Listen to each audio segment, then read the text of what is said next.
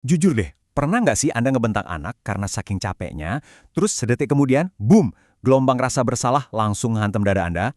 Anda nggak sendirian kok. Rasa bersalah habis kehilangan kesabaran itu bisa dibilang beban universal yang dirasain semua orang tua. Tapi gimana kalau saya bilang, ternyata sains punya cara yang super spesifik loh buat memperbaiki momen tersebut? Di sesi penjelasan kali ini, kita nggak bakal nebak-nebak lagi. Kita bakal benar-benar ngintip ke dalam otak anak Anda buat paham apa yang sebenarnya terjadi waktu mereka meledak, dan yang paling penting, gimana cara kita memperbaikinya. Oke, langsung aja kita bedah materinya. Hari ini kita bakal menyelami sebuah konsep yang benar-benar brilian dari Dr. Aisyah Dahlan, seorang pakar neuroparenting. Ini tuh bukan sekedar tips mengasuh anak biasa yang sering kita dengar. Ini ibarat panduan utama buat memahami biologi di balik perilaku anak Anda. Begitu kita paham gimana otak mereka bekerja, kita bisa banget ngubah rasa frustrasi pas ngadepin tantrum, jadi momen emas untuk memperkuat ikatan kasih sayang. Siap-siap aja, karena materi yang bakal kita bahas ini bakalan ngubah cara pandang Anda 180 derajat. Nah, buat panduan perjalanan kita hari ini, agendanya cukup padat, tapi dijamin seru. Kita bakal bahas mulai dari apa itu konsep neuroparenting, memori dan lem emosi, terus ada 5 baterai kasih sayang, akar masalah tantrum, solusi kalau terlanjur ngebentak, sampai gimana cara mengelola emosi kita sendiri sebagai orang tua. Yuk, langsung kita mulai aja. Bagian pertama, kita kenalan dulu nih. Konsep neuroparenting itu sebenarnya apa sih? Buat ngejelasin ini, Dr. Aisyah Dahlan pakai analogi gawai yang pas banget. Coba deh, bayangin otak anak Anda itu kayak sebuah smartphone yang baru keluar dari pabrik. Mereka itu udah otomatis dilengkapi sama yang namanya program bawaan alias hardware. Ini tuh mencakup jenis kelamin, watak genetik, sama bakat bawaan lahir. Nah, hardware ini sifatnya paten, nggak bisa Anda ubah. Terus tugas kita sebagai orang tua tuh apa? Tugas kita adalah masukin program aplikasi atau software, kayak ngajarin aturan, ngasih nasihat, serta membentuk lingkungan, yang semuanya diproses di otak bagian depan mereka. Tapi disinilah letak kesalahan terbesar yang sering kita lakuin. Kita tuh sering memaksa install software tanpa mau ngecek dulu hardware anak kita spesifikasinya kayak gimana. Ibaratnya nih, mau motong kayu tapi pakai gergaji besi. Kan nggak nyambung ya? Jadi ngenalin watak bawaan anak itu adalah langkah paling pertama dan paling krusial biar nasihat kita bisa terinstal dengan mulus di otak mereka. Lanjut ke bagian 2. Kita bakal ngomongin tentang memori dan lem emosi. Gimana sih otak anak itu bekerja menyimpan kenangan?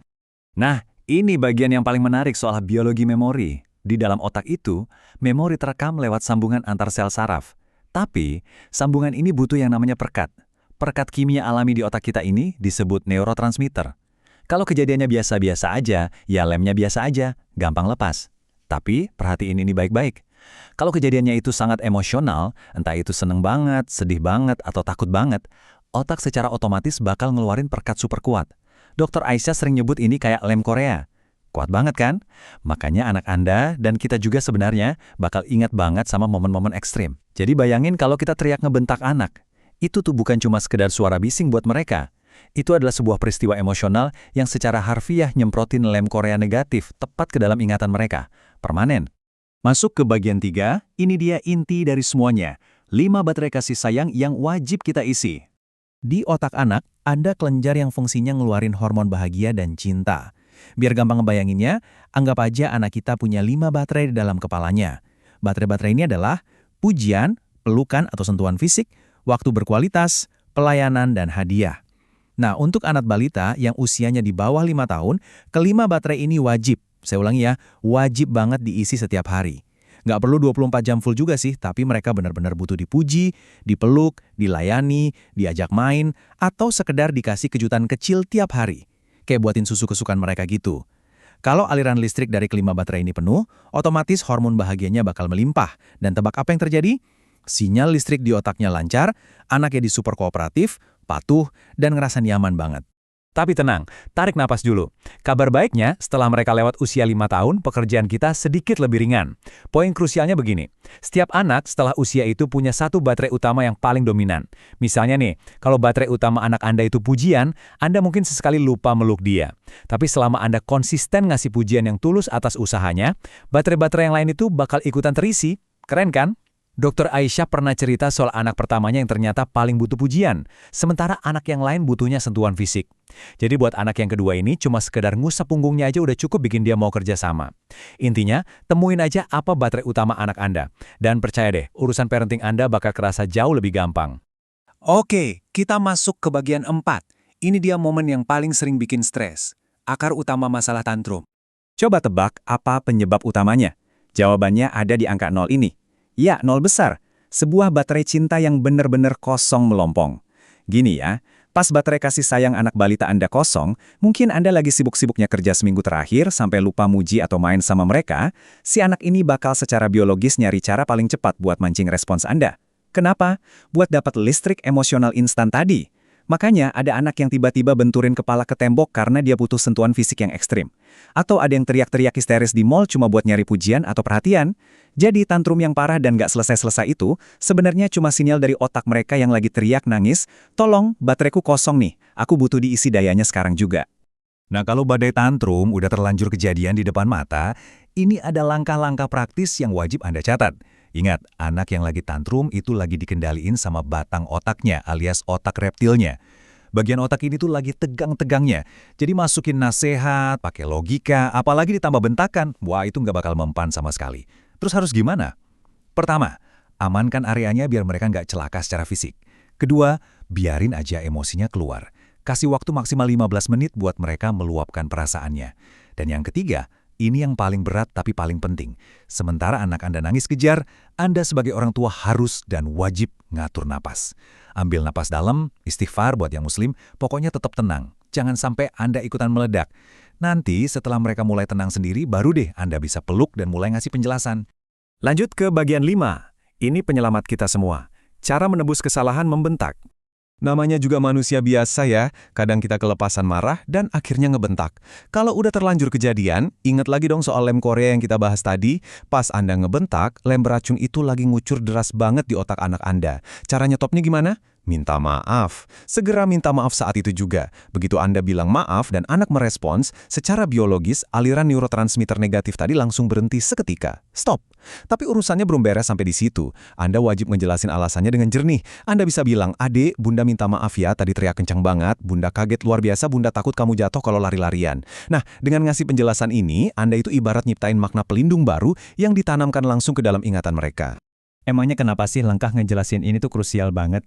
Gini, kalau Anda marah atau ngebentak, terus habis itu ngeloyor pergi gitu aja tanpa ngasih penjelasan apa-apa, nggak bakal ada makna baru yang nyantol buat menyetel ulang otak anak.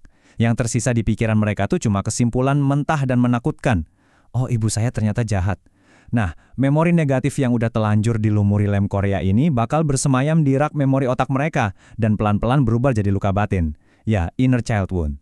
Luka inilah yang nantinya secara diam-diam bakal nyabotas rasa percaya diri dan perilaku mereka sampai mereka dewasa nanti. Ngeri banget kan? Makanya, selalu berikan penjelasan maksud baik di balik kemarahan Anda. Dan akhirnya, kita sampai di bagian terakhir.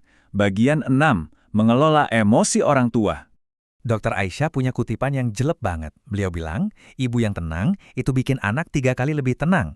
Kedengarannya emang kayak quotes motivasi ya, tapi sebenarnya ini murni fisika tentang resonansi emosi dalam sebuah keluarga. Otak kita itu saling beresonansi satu sama lain secara biologis. Kalau ibunya tenang, energinya nyebar, ayahnya ikutan tenang, dan efeknya bisa melipat gandakan ketenangan anak sampai 3 kali lipat. Tapi coba sebaliknya, ibu lagi sumbu pendek, terus meledak marah, ayah jadi ikutan tegang, wah, anak bisa 3 kali lebih tantrum. Jadi baseline emosional Anda lah yang nentuin cuaca di dalam rumah tangga Anda. Makanya, mengelola emosi Anda sendiri itu bukanlah sebuah pilihan atau kemewahan, tapi kewajiban mutlak buat fondasi keluarga. Terus prakteknya gimana? Apalagi kalau kita lagi ngerasa penat luar biasa.